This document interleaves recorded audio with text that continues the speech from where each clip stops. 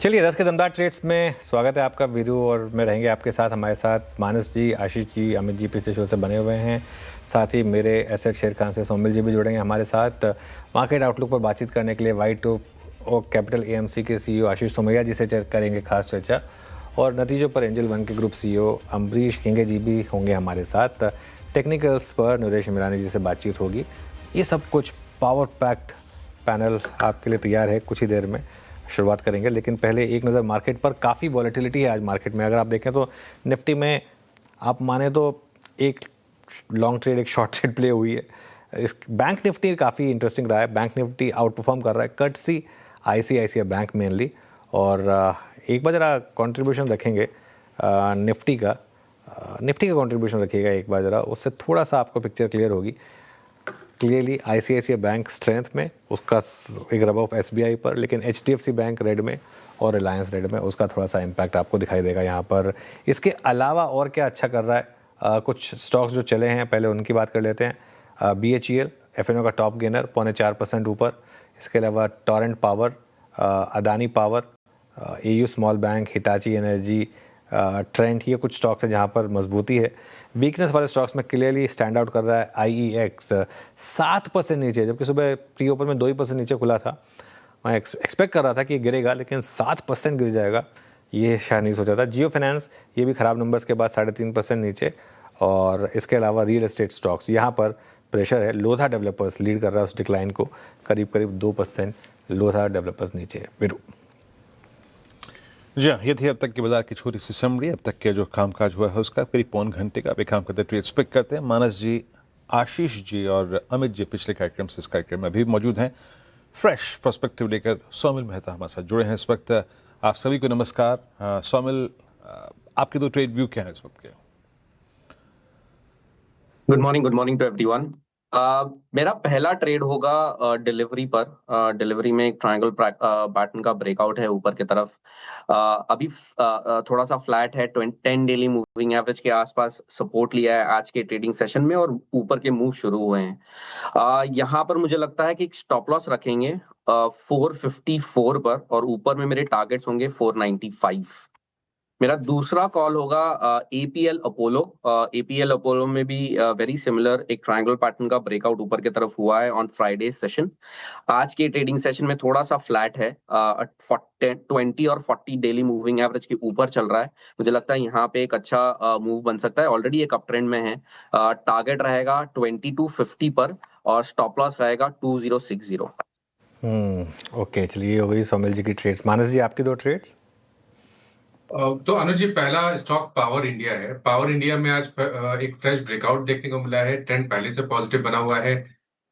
इसमें stop loss आपको 28,900 के नीचे लगा के रखना है, और 30,400 तक के टारगेट देखने को मिल सकते हैं पावर इंडिया में। जो दूसरा स्टॉक है वो नॉन एफएनओ स्टॉक है, वी मार्ट। यहाँ पर ध्यान दीजिए, क्योंकि वी मार्ट में कंसोलिडेशन देखने को मिल रहा था, लेकिन आज के पैटर्न को देख के लग रहा है कि रैली यहाँ पर रिज्यूम हुई है।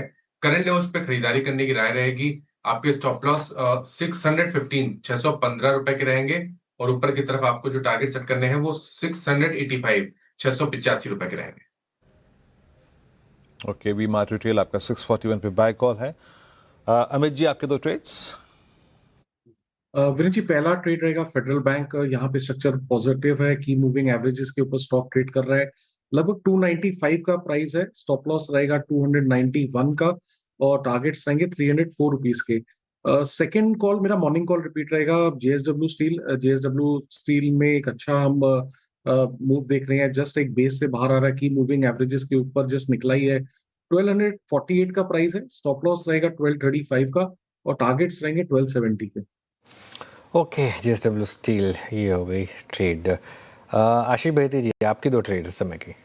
जी अनुज जी, पहला जो ट्रेड रहेगा वो है एयू स्मॉल फाइनेंस बैंक पे खरीदारी की सलाह रहेगी। यहाँ पे टर्म स्ट्रेंथ और बढ़ता हुआ देखने मिल रहा है, तो 995 का स्टॉप लॉस लगाकर खरीदारी की सलाह है। यहाँ पे 1030 और 1050 तक के टारगेट्स के लिए। दूसरा जो स्टॉक में अच्छा लग रहा है वो है अडानी पावर का।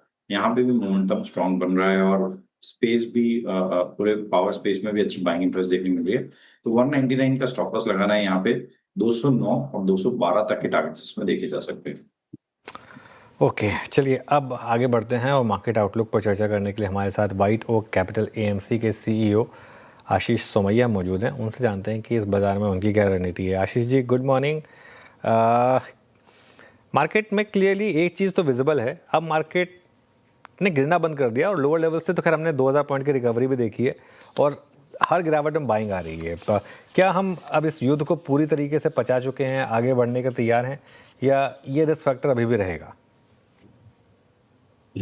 अनुज जी, मुझे ऐसा लगता है कि थोड़े और टाइम ये अनसर्टेनिटी रहेगी, क्योंकि ये जो स्ट्रेट ऑफ हॉर्मज कभी ओपन हो रहा है, कभी क्लोज हो रहा है, या कॉन्ट्राडिक्टरी जो न्यूज़ आ रही है, कभी एक तरीके से कोई कॉम्प्रोमाइज के ऊपर बढ़ रहे हैं, फिर कॉन्ट्राडिक्टरी स्टेटमेंट्स भी आ रही है। तो आई थिंक, और ऑयल प्राइस वॉलेटिलिटी ऑब्वियसली बरकरार है, तो आई थिंक थोड़ा और समय हम लोगों को ऑब्जर्व करना पड़ेगा ये किस तरीके से शेप अप होता है। एक बात ज़रूर सामने निकल के आई है कि भाई जो ये जो वॉर है, इसकी इकोनॉमिक फॉल आउट और पॉलिटिकल फॉल आउट, इसका डर शायद जो भी लीडर्स हैं, द लीडर्स इन क्वेश्चन, वो लोग इसके इकोनॉमिक और पॉलिटिकल फॉल आउट को लेकर के कॉन्शियस हैं।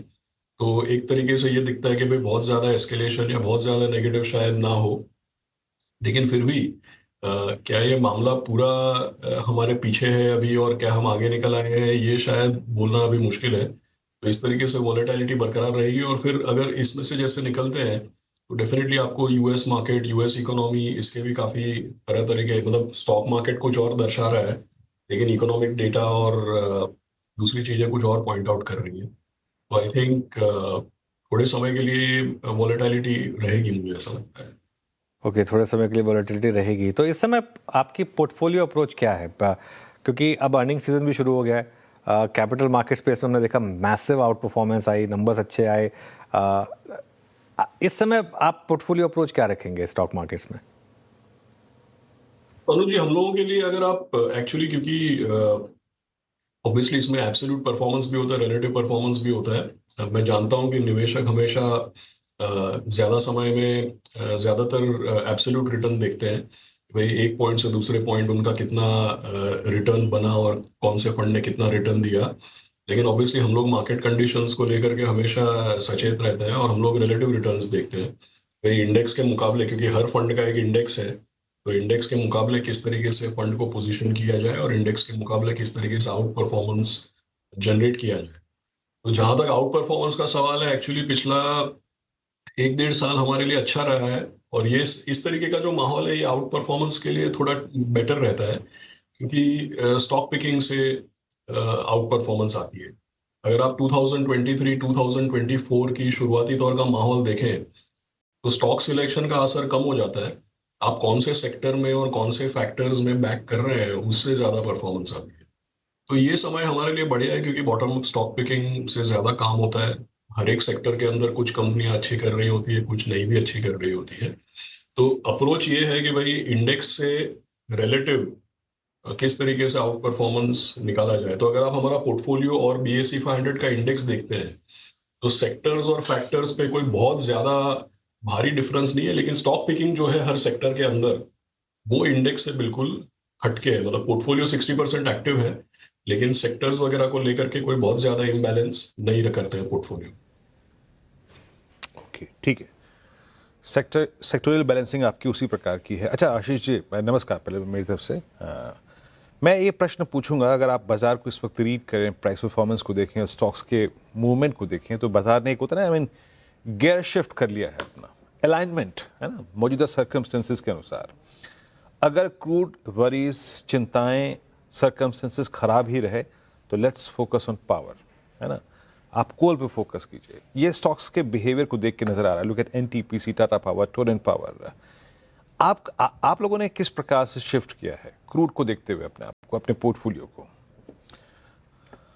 तो वीरेंद्र जी, यही मैं कह रहा था कि देखिए, अगर आप 1 साल पहले किसी को बोलते हैं कि क्रूड 100 के बहुत ऊपर चला जाएगा, तो शायद वो प्रेडिक्ट नहीं कर पाते, और शायद वो उस बात को ज्यादा तवज्जो नहीं देते, ज्यादा मानते भी नहीं। तो हम लोग का ऐसा मानना है कि भाई ये जो मैक्रोस जो है, इसको आप एडवांस में फोरकास्ट नहीं कर सकते। इसलिए मैंने बताया कि ऑलरेडी फर्ज कीजिए कि भाई मैक्रो इवेंट्स जो है वो तो हमको बोल करके चेंज होने नहीं वाले। तो जब इस तरीके का इवेंट होता है ना, तो इवेंट होने के बाद लोगों को नजर आता है कि अरे अपने पोर्टफोलियो में एनर्जी तो अंडरवेट था, अपने पोर्टफोलियो में एनर्जी था नहीं, और फिर वो उसको कवर अप करने की कोशिश करते हैं। हम लोग की फंक्शनिंग उस तरीके से नहीं है। हम लोग पहले से ही ये ध्यान में रखते हैं हमेशा कि भाई BSE 500 का कंपोजिशन क्या है। अल्टीमेटली हमको BSE 500 को बीट करना है, तो उसका कंपोजिशन क्या है, उसमें ऑयल, एनर्जी, पावर, इन सब सेक्टर्स का कितना वेटेज है। उसके मुकाबले जैसे फिलहाल आपका सवाल में जो है कि भाई फिलहाल हम उसको अंडर ओवरवेट कर देंगे, लेकिन ऐसा नहीं है कि भाई तेल का दाम $60 था तब हम उसमें जीरो वेटेज पे थे, तब शायद हम अंडरवेट थे। अभी शायद हम लोगों का वेटेज इंडेक्स के साथ या इंडेक्स से थोड़ा ओवरवेट किया होगा, हम लोगों ने किया है हम लोगों ने इस तरीके से। तो क्या है कि भाई इंडेक्स से बिल्कुल विपरीत स्ट्रैटेजी नहीं बनाते हैं, स्टॉक पिकिंग जरूर ध्यान देते हैं इस पे। तो सीधा सीधा बात यह है कि भाई फिलहाल पिछले 6 से 9 महीने में पहले भी हम लोग इंडेक्स पे आसपास का वेट था, अब एक्चुअली इंडेक्स के ओवरवेट पोजीशंस दिखेंगी आपको। ओके अच्छा आशीष जी, कमोडिटीज़ में आप क्या कर रहे हैं इस वक्त, एंड स्पेशली मेटल्स, जिसने इस पूरे फेज को अगर आप देखें बहुत शानदार तरीके से अपनी प्राइस परफॉर्मेंस को कायम रखा, most of the metals trading at all time high, metals पे आपका टेक क्या है? सो मेटल्स ऑल्सो अगर आप देखें, स्टील है या सी टू थिंग्स आर देयर। एक तो ऑब्वियसली हम लोग एसेट एलोकेशन प्रोडक्ट्स चलाते हैं, उसमें तो जहाँ तक प्रेशियस मेटल्स वगैरह वो सारे एक्सपोजर्स हैं। गोल्ड है, सिल्वर है। सिल्वर आमतौर पे आर्बिट्राज ट्रेड ज्यादा रहता है क्योंकि वॉलेटिलिटी बहुत ज्यादा है, तो लॉन्ग पोजीशन में कभी कभी मार भी लगता है। तो जहाँ पे वॉलेटिलिटी कम रखनी है वहां पे गोल्ड और सिल्वर है, और उसको सिल्वर को ज्यादातर हमने आर्बिट्राज किया हुआ है। अगर आप इक्विटी फंड्स की बात करें तो ऑब्वियसली जैसा मैंने बताया, क्योंकि ये मेटल्स है, क्रूड है, एनर्जी है, जो प्रीवियस क्वेश्चन में मैंने आपको जवाब दिया, इसको एडवांस में सी देखिए क्या है कि जब हम बॉटम अप स्टॉक पिकिंग करते हैं ना, तो कंपनियों का एनालिसिस होता है, वॉल्यूम क्या है, मार्जिन क्या है। लेकिन जब आप मेटल्स की बात करते हैं तो केवल मैक्रो का एनालिसिस हो सकता है। स्पेसिफिक कंपनीज तो इन टैंडेम मूव करती है, अगर वो मेटल चलेगा तो सारी चलेगी, नहीं चलेगा तो कोई नहीं चलेगा। तो जो सेक्टर्स मैक्रो पे अवलंबित होते हैं उसमें हम लोग इंडेक्स के प्लस माइनस वेटेज बरकरार रखना पसंद करते हैं, क्योंकि इसको एडवांस में आप फोरकास्ट नहीं कर सकते हैं, और बॉटम अप एनालिसिस में मेटल्स का मूवमेंट पिक नहीं हो पाता है। सो इसीलिए मैंने बताया कि जो मैक्रो ड्रिवन सेक्टर्स हैं, जैसे आपने पहले एनर्जी बताया या अभी आप मेटल्स बता रहे हैं, तो इसमें नॉर्मली स्पीकिंग हम लोगों की स्ट्रैटेजी रिस्क मैनेजमेंट की होती है। हम लोग ये देखते हैं कि भाई इंडेक्स में इसका किस तरीके से रिप्रेजेंटेशन है, और फिर उसके प्लस माइनस में वेटेज को एक्सप्रेस किया जाता है। ओके अब मैंने पासिंग में आपको बोला था कि कैपिटल मार्केट थीम शानदार चली है, आपके फंड में है क्या ये स्टॉक्स? एंजल वन के नंबर्स आए, काफ़ी शानदार लगे मार्केट को, एक्सचेंज स्टॉक्स में शानदार मूव्स आए हैं, यहाँ पर आपके प्रेफरेंसेस क्या होंगे? तो अनुज जी, अक्रॉस द बोर्ड अगर आप देखें, asset management companies, insurance companies, stock broking, जैसे हमारे रजिस्ट्रार्स हैं, डिपॉजिटरीज हैं, सो इसमें अगर आप ओवरऑल देखेंगे बैंकिंग एंड फाइनेंशियल सर्विसेज, तो ऐसा लगेगा भाई 30% वेट है, जो काफी कॉमन है। लेकिन कंपोजिशन अगर आप देखें तो लेंडिंग वर्सेस नॉन लेंडिंग, और नॉन लेंडिंग में ये जो सारी आता है कैपिटल मार्केट्स, उसमें काफी पॉजिटिव व्यू, और ये सिग्निफिकेंटली पोर्टफोलियोज में भी ओवरवेट है। और हम लोगों ने ऑलरेडी देख लिया कि भाई जैसे एसेट मैनेजमेंट कंपनीज है, इनके फ्लोज है, SIPs का ट्रेंड है, तो आने वाले महीने 2 महीने हम लोगों को इसको ऑब्जर्व करना पड़ेगा क्लोजली। बट हमारा ऐसा मानना है कि ये जो है ये एक सेक्युलर हैबिट फॉर्मिंग चीज हो गई है, सेक्युलर चीज हो गई है, बिकॉज इन द बैकग्राउंड आपने देखा है भाई पिछले काफी समय में इंटरेस्ट रेट्स है, फिक्स्ड इनकम है, फिक्स्ड इनकम की टैक्सेबिलिटी है, तो जो अल्टरनेट इन्वेस्टमेंट्स है वो अट्रैक्टिव नहीं है। और इसकी वजह से I think capital market participation न केवल बरकरार है, इनफैक्ट ग्रो हो रहा है। और हमने एक लास्ट चीज ये नोटिस की है कि भाई देखिए 6 करोड़ म्यूचुअल फंड इन्वेस्टर है, 12 से 13 करोड़ यूनिक स्टॉक मार्केट में डायरेक्ट इन्वेस्टर है। अब इसमें ना ऐसा हो गया कि भाई कम से कम 1 से 2 करोड़ लोग ऐसे हैं जिन्होंने काफी साइकिल्स देख ली है, तो एक तरीके से आपको इसकी वजह से स्टेबिलिटी और मैच्योरिटी भी देखने को मिल रही है। ओके पॉसिबली आखिरी सवाल आपसे, IT में क्या व्यू बन रहा है आप, क्योंकि नंबर्स तो क्लियर अभी वीक हैं, लेकिन प्राइस एक्शन उतना बेरिश रहा नहीं है अब पिछले कुछ समय से, यहाँ पर क्या व्यू लेंगे आप? तो उसमें अनुज जी मेरा कोई चेंज नहीं हुआ है व्यू, इनफैक्ट शायद पहले गलत हो गया था या बहुत एडवांस में बोल दिया था कि भाई कॉन्ट्रा व्यू है। तो दिसंबर के बाद तो खराब रहा परफॉर्मेंस, लेकिन अभी अगर आप देखें तो मार्च के महीने में फॉलिंग मार्केट में, ये हमने अक्सर देखा है कि भाई जब फॉलिंग मार्केट में जो सबसे कम गिरता है, आने वाले अगर कहीं इंप्रूवमेंट दिखता है तो उसमें फिर आगे जाकर के आउट परफॉर्मेंस देखने को मिलता है। तो जरूर जो आपने बताया प्राइस एक्शन है या एक्चुअल स्टॉक्स का बिहेवियर है मार्केट में, उससे काफी कॉन्फिडेंस आता है। और जैसा पहले भी 2-3 बार चर्चा हो चुकी है, मुझे ऐसा लगता है कि IT AI transformation, AI enablement, ये सब चीज़ों में आईटी कंपनीज का अल्टीमेटली रोल उभर के आएगा। और दूसरी बात ये भी है कि फॉलिंग मार्केट में जो स्ट्रॉन्ग आउट परफॉर्मेंस हम लोग को देखने को मिला है, इसकी वजह से आगे इसका आउट परफॉर्मेंस बरकरार रह सकता है। चलिए, बहुत बहुत शुक्रिया आशीष जी आज हमारे साथ जुड़ने के लिए। ऑल द बेस्ट आपको and thanks for your views.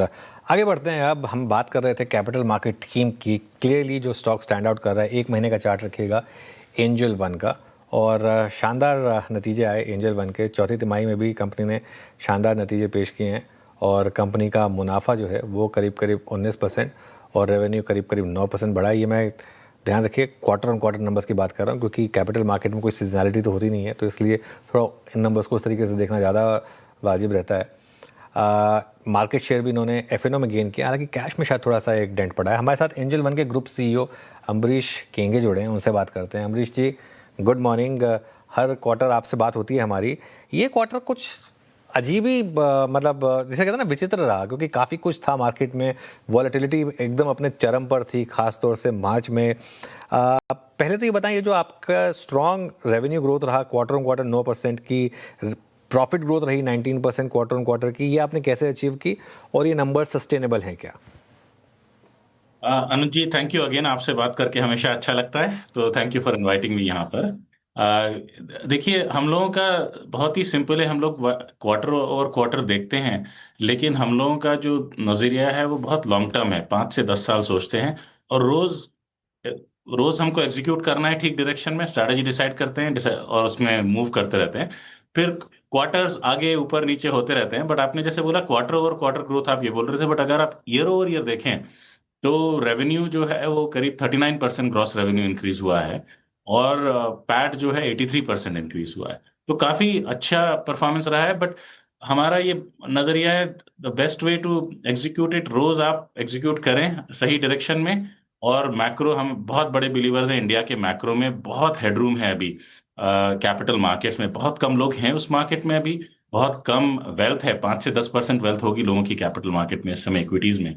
तो हेडरूम बहुत कुछ है, हमें बस एग्जीक्यूट करना है सही डायरेक्शन में, सही इंटेंट से, एंड इट विल इंडिया को भी हेल्प करेगा और एंजल वन को भी हेल्प करेगा।